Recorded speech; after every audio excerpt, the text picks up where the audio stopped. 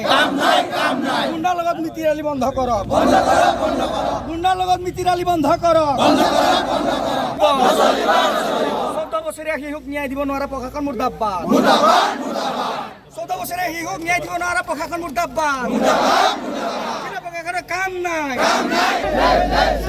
জিলা প্ৰশাসন আউটসাইড জিন্দাবাদ। আউটসাইড জিন্দাবাদ। আউটসাইড লংলে। আমাক ন্যায় লাগিবই। আমাক ন্যায় লাগিবই। নিশ্চিতভাৱে আমি এটা কথা উপলব্ধি কৰিব পাৰিলোঁ বা গম পালোঁ আৰু দেখিলোঁ আমি গোলাঘাট আৰক্ষী প্ৰশাসনে যে কিমান শক্তিশালী হিচাপে তেখেতসকলে জনহিতে বা জনহিতাৰ্থে কাম কৰে তাৰ এটা জল পট এটা আমি ইয়াত উপলব্ধি কৰিব পাৰিলোঁ। আমি ধিক্কাৰ জনাইছোঁ আৰক্ষী প্ৰশাসনসকলক। আজি খুমটাই আৰক্ষী চকীৰ অন্তৰ্গত আউটপোষ্টত যেতিয়া আমাৰ এগৰাকী 16 বছৰীয়া ছাত্ৰ এগৰাকীয়ে আমাৰ পুলিচ থানাৰ ভিতৰত যে সুৰক্ষিত নহয়, পুলিচ থানাৰ সুৰক্ষিত নহয়, প্ৰশাসনে কিমান শক্তিশালী হিচাপে কাম কৰিব পাৰে বা ৰক্ষণাবেক্ষণ দিব পাৰে আমাৰ জনসাধাৰণক বা আমাৰ জনতাক, তাৰ কাৰণে আমি পটপটকে আমি আজি গম পালোঁ। আমি অসম পুলিচ তথা গোলাঘাট পুলিচক আমি গৰিহণা দিছোঁ আৰু ধিক্কাৰ জনাইছোঁ। তেখেতসকলে যে তেখেতসকলৰ থানাৰ ভিতৰত সোমোৱাই লৈ এগৰাকী গুণ্ডা, এটা ভেৰণীয়া গুণ্ডা তেখেতসকলে পুহিছে। আজি খুমটাই আৰক্ষী থানাই ভেৰণীয়া গুণ্ডা পুহিছে আৰু তাত থকা আমাৰ ছাত্ৰ ছাত্ৰীসকলক বা জনতাক যি ধৰণৰ অত্যাচাৰ শাৰীৰিকভাৱে অত্যাচাৰ চলাইছে তেখেতসকলে আজি পৰ্যন্ত অত্যাচাৰ গ্ৰেপ্তাৰ কৰিব পৰা নাই।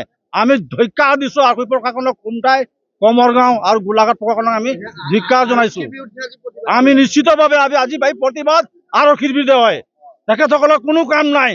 এগৰাকী ছাত্ৰ যদি ভিতৰত সোমাই মাৰিব পাৰিছে, তেখেতৰ কি কাম আছে থানাৰ ভিতৰত? কিবা কাম আছে নাই বাৰু? একো কাম আছে জানো?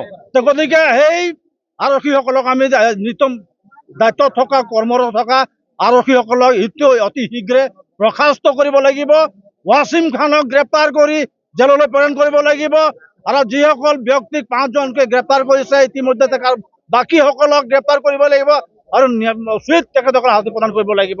অন্যথা এই প্ৰতিবাদ আজি সৰু সুৰা প্ৰতিবাদ নহয়, এইটো আমাৰ জনগোষ্ঠীৰ প্ৰতিবাদ। এইটো হয় আমাৰ জনজাতিটো, আমাৰ চাহ জনগোষ্ঠীক যে পটকে যে মানুহ ঘিণ কৰে, অত্যাচাৰ চলায়, সেইটো প্ৰমাণিত হৈছে। এইটো আমি মুছলমান মানুহক আমি ধৰ্মক আমি গালি দিবলৈ যোৱা নাই, কিন্তু মুছলমান কিছুমান এনেকুৱা লোক আছে অসমক যে এতিয়াও যে তেখেতে আপোন বুলি অসমীয়াক ভাবিব নোৱাৰে, ইয়াৰ এটা প্ৰমাণিত হৈছে। এইটো অসমৰ জনতাৰ কাৰণে, অসমীয়াৰ কাৰণে এটা প্ৰমাণিত হৈছে যে অসমীয়া মানুহক যে তেখেতসকলে সহজ ভাৱে ল'ব নোৱাৰে, যে এইটো যে বা নিজৰ কৰিব নোৱাৰে, যে সেই মুছলমান কিছুমান লোকে ইয়াৰ কাৰণে জাতিটোকলক কলংকিত হয়। তেখেতলোকে মানৱ নহয়, তেখেতসকলে দানৱ।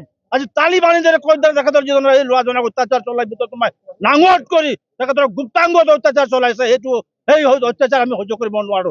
আজি যদি খুমটাই প্ৰশাসন বা আমাৰ জিলাৰ প্ৰশাসনে দেখি পাইছো তেখেতসকলে যদি ৱাছিম খানক যদি গ্ৰেপ্তাৰ নকৰে আমি সহ্য কৰিব, আমি ধৈৰ্য ধৰিব নোৱাৰো আৰু আহোঁতে জংগী আন্দোলন হ'ব। আৰু আটাইতকৈ ডাঙৰ লাজৰ কথা এটাই হৈছে যে খুমটাই আৰক্ষী চকী থানাৰ ভিতৰত এটা ছাত্ৰ যেতিয়া সুৰক্ষিত নহয়, এইটো অলপ ডাঙৰ কথা নেকি? প্ৰশাসনৰ অলপ ডাঙৰ লাজৰ কথা নেকি? এইটো কি কাম আছে সিহঁতৰ ইয়াত? এই থানাত কি কাম আছে সিহঁতৰ? এগৰাকী ছাত্ৰক তেখেতসকলে নিৰাপত্তা দিব পৰা নাই। এনেধৰণৰ প্ৰশাসনক কনিষ্ঠ বল IC যোন আছে ইয়াত অতি শীঘ্ৰে নিৰূপণ কৰিব লাগিব, বৰ্খাস্ত কৰিব লাগিব, নহ'লে আমি খান্তনত হওঁ। আজি এটা বাগান মাত্ৰ আমি বন্ধ কৰি ইয়াত আহিছোঁ। আমাৰ বাদলি বাগান চাহ বাগিচাৰ 6খন বাগিচা 20,000 মানুহ ইয়াত গোট খাব। ইয়াত সেইসকলক যদি আমাৰ প্ৰশাসনক যদি এই পুলিচকেইটাক যদি বহিষ্কাৰ নকৰে, চাকৰিৰ পৰা বহিষ্কাৰ নকৰে, ৱাছিম খানক যদি গ্ৰেপ্তাৰ নকৰে আৰু এই ল'ৰাটোক যদি আমাৰ ভুক্তভোগী ল'ৰাজনক যদি তেখেতক উচিত ন্যায় প্ৰদান নকৰে, হয়তো ইয়াত 20-30 হাজাৰ মানুহ আমি এই প্ৰতিবাদ আজি আমাৰ বিৰত নহয়, আমাৰ অবিৰত প্ৰতিবাদ চলিব। আমাৰ এই প্ৰতিবাদ আমাৰ যেতিয়ালৈকে আমাৰ এই ভুক্তভোগী ল'ৰাটো যদি ন্যায় নাপায় অবিৰত প্ৰচাৰ আমি দাবী জনাইছোঁ। আমি সংবাদ মাধ্যমৰ যোগেদি মাননীয় মুখ্যমন্ত্ৰীক এটা আহ্বান জনাইছোঁ, আপোনাৰ এই গৃহ দপ্তৰৰ পপুলাৰ স্বৰূপটো আমি ইতিমধ্যে গোলাঘাটে গম পালোঁ। আমি হয় ন, আমি গম পালোঁ আপুনি যে আপোনাৰ গৃহ দপ্তৰ নিজে ৰাখি যে আপুনি কিমান শক্তি দিবে জনসাধাৰণৰ, আপুনি জনহিতাৰ্থে কাম কৰিছে যে প্ৰশাসনে। এইটো গোলাঘাটৰ পৰা প্ৰতি হৈছে যে আপোনাৰ পপুলাৰ স্বৰূপ ক'ত আছে, গতিকে গৰিহণা দিছোঁ, ধিক্কাৰ দিছোঁ। আপুনি নিজে হস্তক্ষেপ কৰক আৰু এই বিষয়টো এক তদন্ত কৰি আনি সেই দোষীসকলক এটা কৰায়ত্ব কৰি এটা শাস্তি দিব লাগে আমি এখন দাবী জনাইছো।